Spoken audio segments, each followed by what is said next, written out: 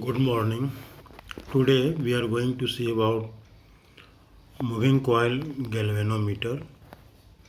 Earlier we have seen that whenever the current flow in magnetic field and torque will be experienced. We have seen that torque is equal to NI AB, where N is the total number of turns, I is the current strength, A is the area of cross section, and B is magnetic field. And sine phi, that is the phi is the angle between the direction of magnetic field and area vectors. Now we are going to see about its application. One of that application is moving coil galvanometer. You can see these figures. This consists N and S, that is the strong poles of the magnet. PQRS is rectangular coils, which has the n number of the turns wrapped over it in some insulating materials. Some core are inserted between that coils so that large amount of the magnetic field pass through that coils, and that one is suspended with the bronze phosphor wire, that is conducting wires. Bronze phosphor wire here, BW, that one is a bronze phosphor wire. Here you can see this is the mirror. This is the mirror which is attached with these wires, and below this one, in this wire, you see that there is a hair spring attached with this wire. Now that we connected with the two terminals T and TS here, through which we allow to electric current pass through it. This is the suspended type galvanometer. You will see that galvanometer is of two types. One of that suspended type galvanometer, and another one is a Weston type galvanometer. So this one is a suspended wire galvanometer. Now see that when we switch on here, when you switch on, current will be a start flow, and this current, whenever that current flow, a torsion will be X, and that torsion will be tau is equal to NIAB sine phi. You know about all these things. Total number of turns, I current strength, A area of the cross section of the wires coils, and B is the magnetic field, and sine phi, that one is the angle between the magnetic field and area vectors. So that due to that torque, coil will be twisted. So a spring attached with this one will also gets twisted.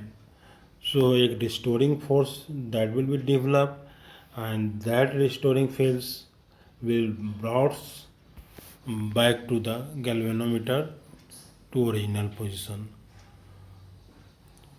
So the restoring torque will be tau equal to K alpha, where K is the restoring torque per unit angular twist.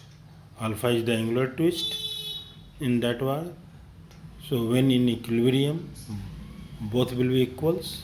From that, you can find out I, that one is equal to K alpha upon NAB sine phi. Yes, sine. So that one is not directly proportional.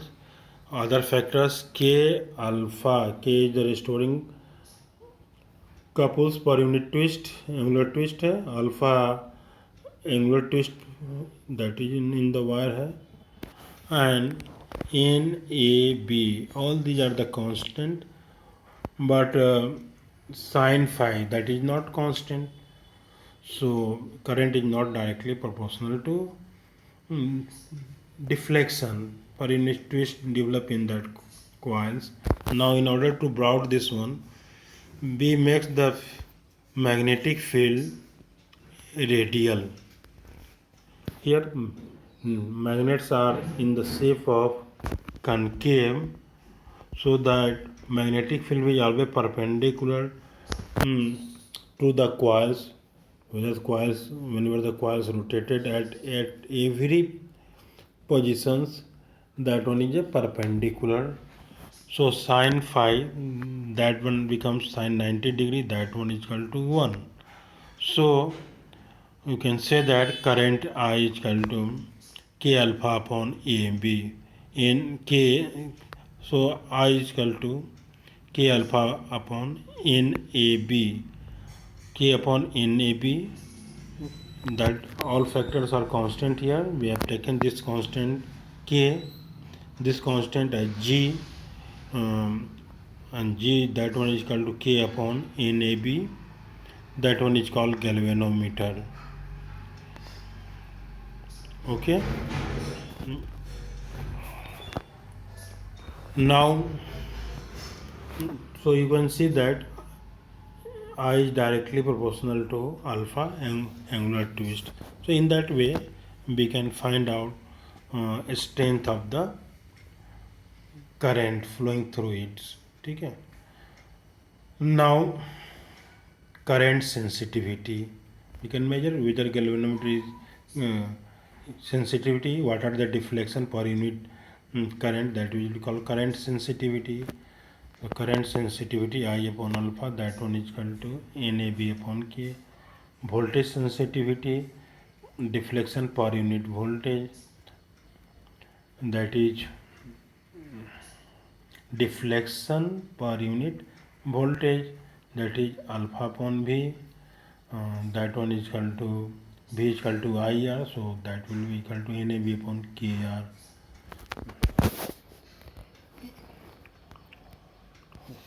In that way,